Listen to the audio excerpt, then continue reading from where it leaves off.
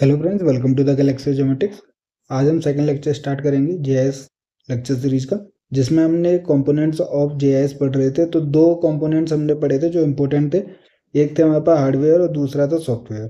आज हम बाकी के तीन कंपोनेंट्स देखेंगे, जैसे डेटा हो गया, पीपल्स हो गए, मेथड्स हो गए।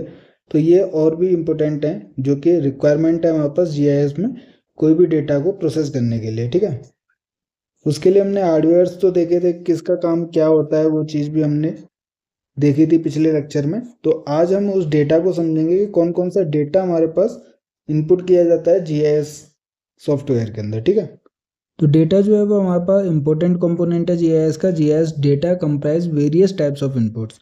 The data inputs are essential for GIS system to produce information. जैसे कि हमने हार्डवेयर के टाइम पे भी देखा था, डिजिटाइजेशन।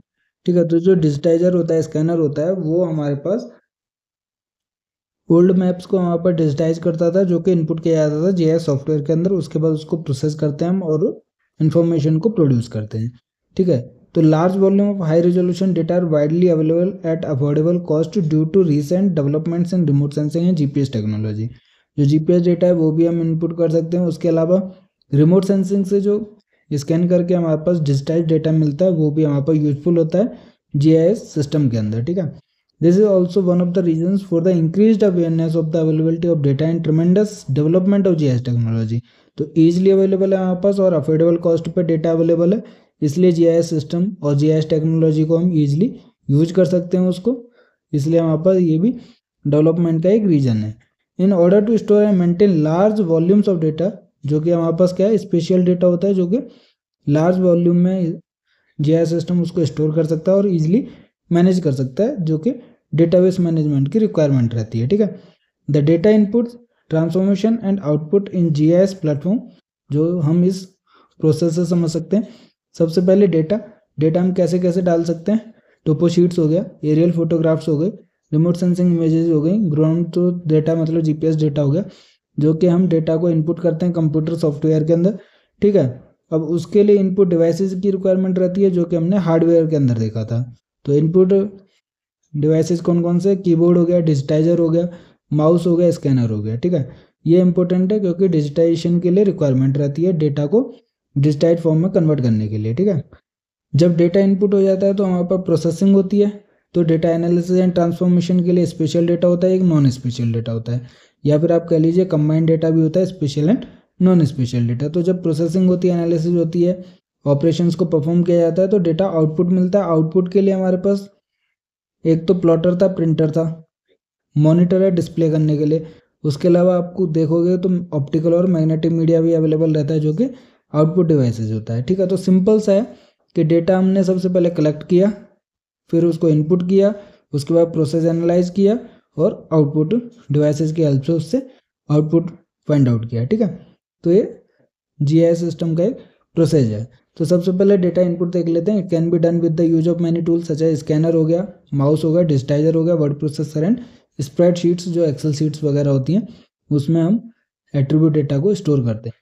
तो डिजिटाइज फॉर्म में कन्वर्ट करने के लिए डिजिटाइजर हो गया, स्कैनर हो गया। ये क्या है, हमारे पास डायरेक्टली डिजिटाइज करने के बाद जीआईएस सिस्टम में उस डेटा को इनपुट कर सकते हैं। स्टोरेज एंड मैनेजमेंट के लिए देखते हैं, एक डेटाबेस मैनेजमेंट की रिक्वायरमेंट रहती है, क्योंकि बहुत लार्ज अमाउंट ऑफ डेटा को ये स्टोर करता है, मैनेज करता है जीआईएस सिस्टम। तो storage and management of geospatial data is programmed using GIS software location linkages, जो कि टोपोलॉजी में हमने देखा था, या फिर attributes of geographic elements are structured and well organised in an attribute database management. तो डीबीएमएस डेटाबेस मैनेजमेंट सिस्टम के बारे में हम आगे की यूनिट्स में पढ़ेंगे। डेटा इनपुट के बाद हमने स्टोर किया, मैनेज किया, उसके बाद हम एनालाइज और ट्रांसफॉर्म करते हैं। तो data analysis and other important component of GIS applied to data in order to achieve answers to the questions asked to GIS।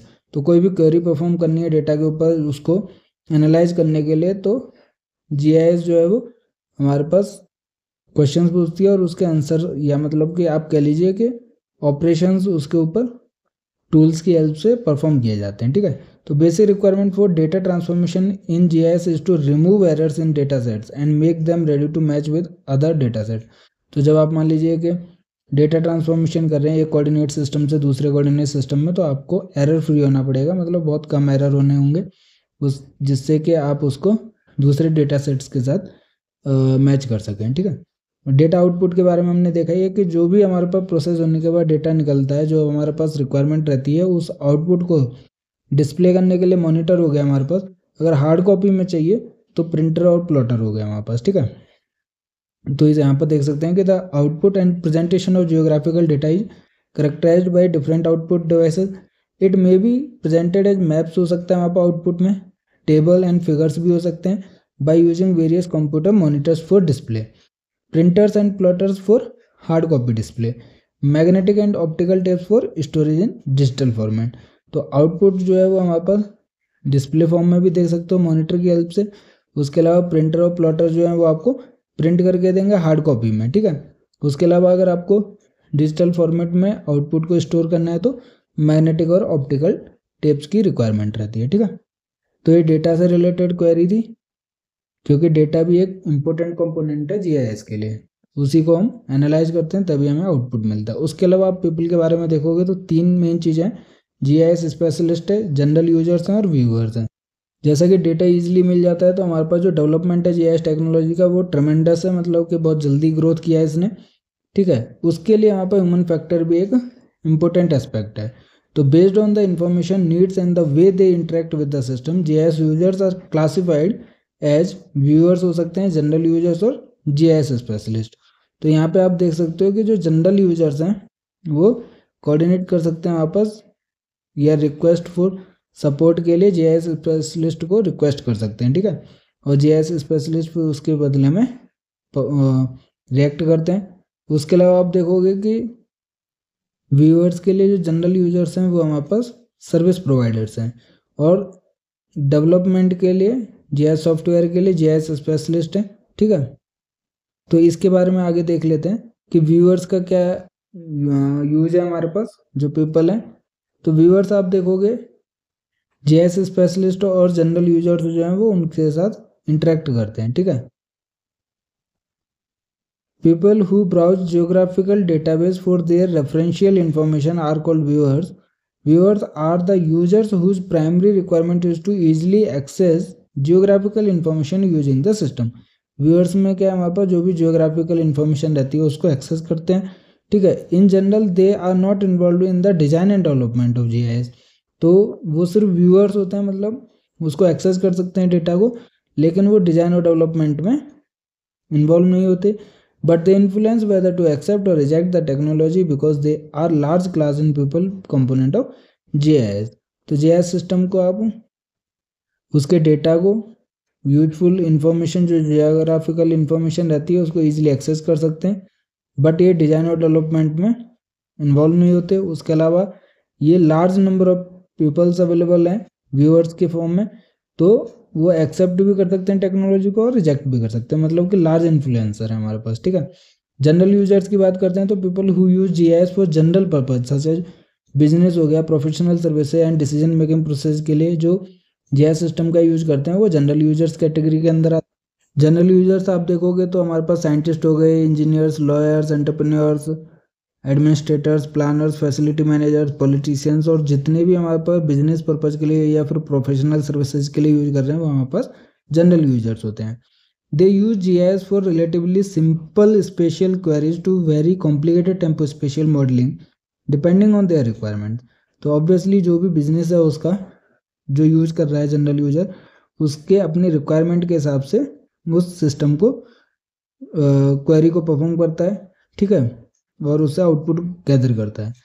They are active users and have direct influence on the successful use of GIS in an organisation. तो active users हैं हमारे पास और काफ़ी use करते हैं हमारे पास system को, तो सक्सेसफुल यूज है जीआईएस सिस्टम का ऑर्गेनाइजेशन के अंदर। थर्ड जो मोस्ट इंपॉर्टेंट है वो है हमारे पास जीआईएस स्पेशलिस्ट। तो they are the people who plan and develop GIS software.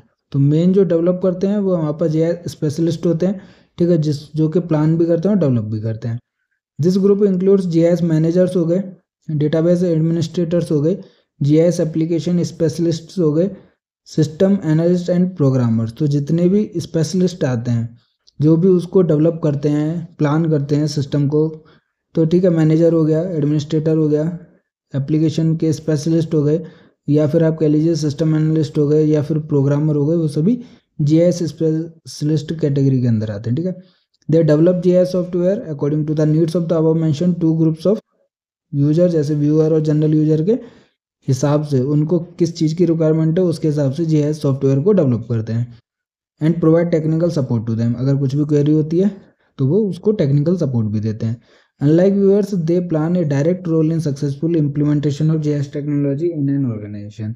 तो जैसे कि व्यूअर्स हमारे पास डेवलपमेंट में इन्वॉल्व नहीं होते, बट जीआईएस स्पेशलिस्ट जो है वो हमारे पास डेवलपमेंट में इन्वॉल्व रहते हैं और सक्सेसफुली उसको इम्प्लीमेंट भी करते हैं। तो हमारे पास ये जो पीपल है उसमें 3 है, यूजर्स हैं हमारे पास जो जनरल यूजर्स हैं, उसके अलावा जीआईएस स्पेशलिस्ट हैं और व्यूअर्स हैं, ठीक है। इंपॉर्टेंट है, हर एक का रोल हमने समझा। उसके बाद जो 5th कंपोनेंट है जीआईएस का वो है मेथड्स। तो 5th कंपोनेंट देखते हैं, in an organisation GIS operate successfully according to a well designed implementation of plans and rules. तो मान लीजिए आपने जीआईएस सॉफ्टवेयर को अपने बिजनेस पर्पज के लिए खरीदा, तो उसमें किस प्लान और रूल्स के बेसिस पे हमारे पास उसको ऑपरेट किया जाता है, ठीक है। उसको ऑपरेट करने के लिए बहुत सारे यूजर्स होते हैं। Basically plans and rules include the models and operating practices which are unique to each organisation. तो हर एक ऑर्गेनाइजेशन के लिए डिफरेंट रूल्स होते हैं, डिफरेंट प्लान होते हैं, तो उनके लिए डिफरेंट मॉडल्स होते हैं हमारे पास, ठीक है, जिनको ऑपरेट करने के बाद डेटा को डिसीजन मेकिंग तक पहुंचाया जाता है। तो in many organisation GIS is not optimally used in spite of costly hardware and sophisticated software packages, since the organizational aspect are not properly looked into. The people working in an organization are also important because they possess various skills to handle and work with geographic data and run GIS. तो जो people होते हैं वो भी important हैं, skill की requirement रहती है, और जो जोग्राफिक डेटा उसके ऊपर वर्क करते हैं, जिसके बेसिस पे जीआईएस सॉफ्टवेयर का यूज करते हैं, उसी के बेसिस पे हमारे पास डिसीजन मेकिंग या आप कह लीजिए स्ट्रेटेजिक लेवल पे, उसके बाद हमारे पास डेटा को एनालाइज करके और जो मेथड्स यूज किए जा रहे हैं, क्योंकि डिफरेंट ऑर्गेनाइजेशन के लिए डिफरेंट रिक्वायरमेंट रहती है, उसके बेसिस पे हमारे पास मेथड्स या मॉडल्स यूज किया जाता है और फाइनली डिसीजन मेकिंग तक पहुंचा जाता है, ठीक है। तो उसके लिए हमारे पास जो वर्किंग पीपल हैं वो इम्पोर्टेंट रहते हैं। Even they can be able to design, program and maintain GIS, ठीक है। तो ये जो पीपल हैं वो डिजाइन भी कर सकते हैं, प्रोग्राम और मेंटेन भी करते हैं जीआईएस सिस्टम को। They also supply data, do suitable analysis and interpret them and make decision at strategic level. तो जो मैं बार बार बोल रहा था कि स्ट्रेटेजिक लेवल पे डिसीजन मेकिंग के लिए इस सिस्टम का यूज किया जाता है, डिफरेंट मेथड्स का यूज किया जाता है, जो कि एक कंपोनेंट है जीआईएस सिस्टम का। तो यहाँ पे आप देख सकते हो जो पिरामिड बना हुआ है वो डिसीजन मेकिंग तक बना हुआ है, ठीक है। तो स्ट्रेटेजिक लेवल पर डिसीजन को लिया जाता है, क्योंकि हमारे पास डेटा तो कलेक्ट कर सकते हैं, उसको मैनेज कर सकते हैं, जो भी हमारे पास जियोग्राफिक इंफॉर्मेशन सिस्टम में टोपोग्राफी, लैंड यूज, जियोलॉजी, जो भी थीमेटिक स्टैटिस्टिक्स, मैप्स हो गए, उन सभी डेटा को कलेक्ट करके एनालाइज किया जाता है, रिफाइन किया जाता है, ठीक है, और स्ट्रेटेजिक लेवल पर उसको डिसीजन मेकिंग तक पहुंचाया जाता है प्रोसेस करने के बाद।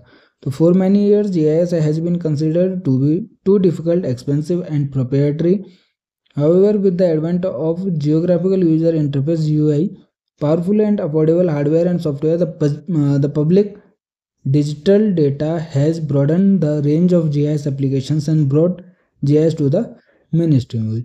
तो मतलब अभी तो बहुत ज़्यादा यूज होता है GIS सिस्टम का, जैसे कि GNSS का डेटा है, आजकल हर फॉर्म में GNSS है, तो वैसे ही उस डेटा को या फिर जो भी जियोग्राफिक डेटा उसको प्रोसेस करने के लिए हमारे पास GIS सिस्टम का ईजिली, जो कि यूज़र फ्रेंडली है हमारे पास इंटरफेस, वो हमारे पास geographic information system means GIS data है, ठीक है, जीआईएस सिस्टम है। तो हमने मेन जो 5 कंपोनेंट्स होते हैं, 2 प्रीवियस लेक्चर में देखे थे, आज हमने 3 कंपोनेंट देखे हैं, डेटा, पीपल एंड मेथड, ठीक है, जो कि इम्पोर्टेंट है, उससे गेट एग्जाम में क्वेश्चन बनते हैं 5 कंपोनेंट से, ठीक है। हार्डवेयर हो गया, सॉफ्टवेयर हो गया, पीपल हो गया, मेथड्स हो गया, डेटा हो गया। फिर हम देखते हैं GIS as a technology and science. तो जैसा कि हमें पता है जीआईएस सिस्टम जो है वहाँ पर डेटा को, जो भी नॉलेज होती है उसको डिस्कवर करने के लिए भी यूज़ किया जा सकता है, उसके साथ साथ उसका एप्लीकेशन भी हमारे पास पॉसिबल है सिस्टम के अंदर, तो वो एक टेक्नोलॉजी की तरह भी काम करता है। ठीक है, तो उसी को देख लेते हैं कि like all sciences an essential requirement of geographic information science is a method for discovering new knowledge.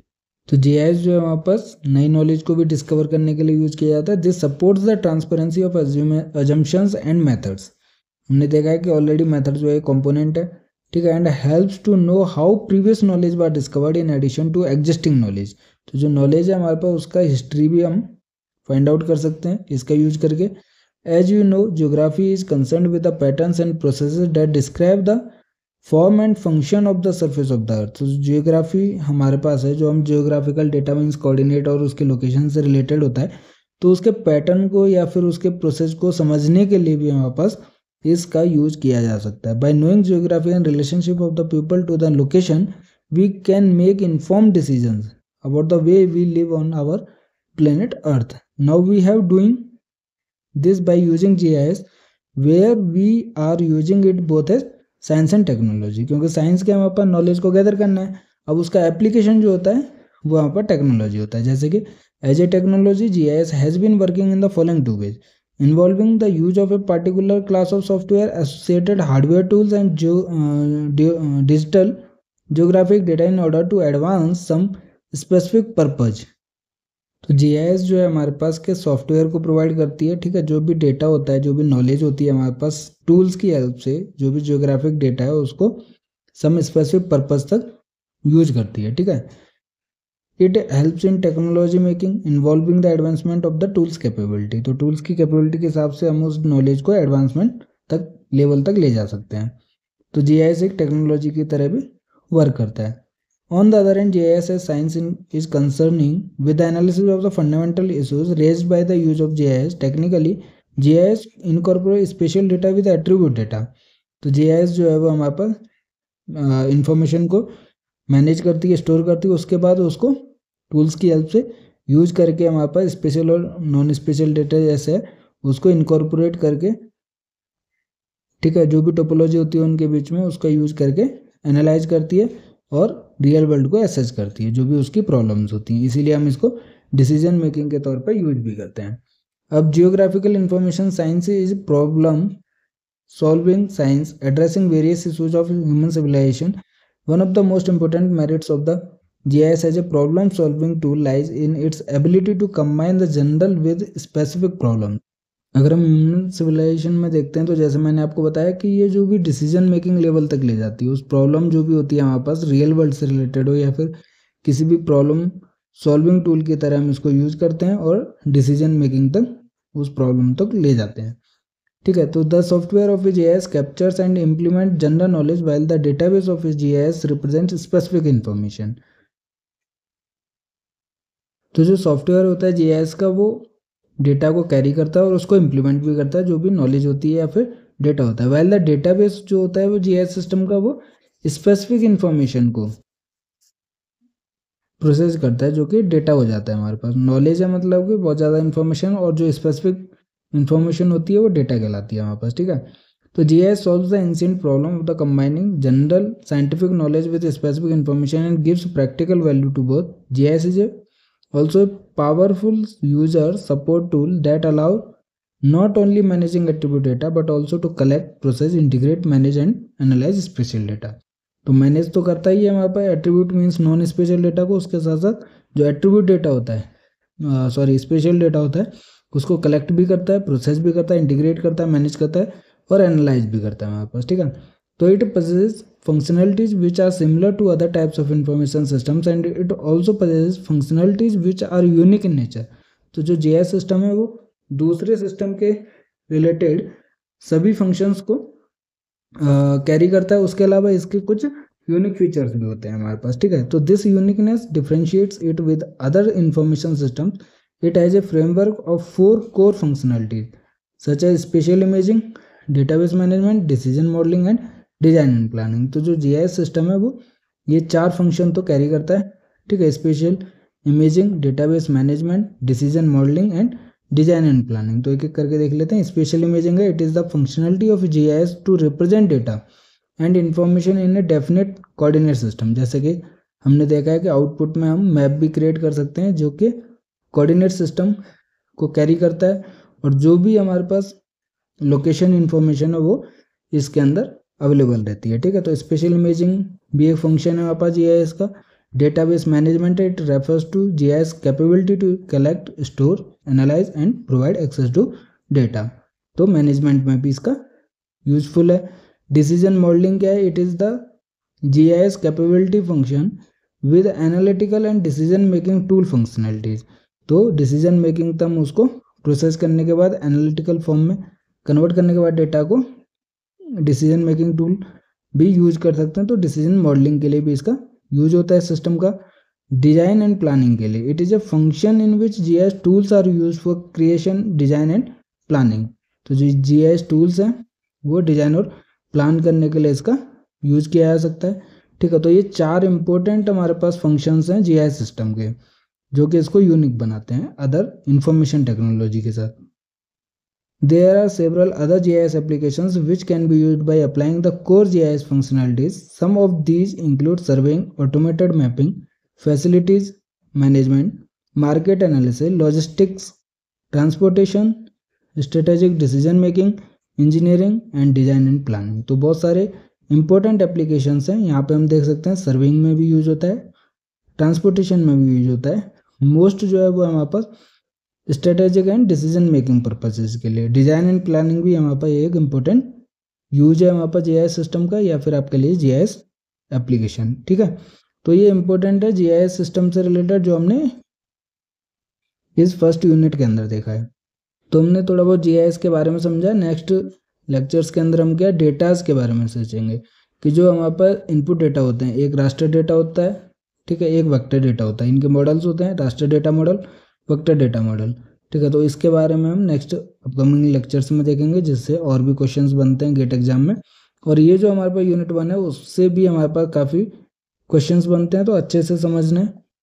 कुछ भी डाउट होता है आप हमें कमेंट कर सकते हैं वीडियो के ऊपर, और नहीं तो फिर आप हमें व्हाट्सअप और टेलीग्राम चैनल पर मैसेज कर सकते हैं, जिसका लिंक जो आपको वीडियो के डिस्क्रिप्शन में मिल जाएगा।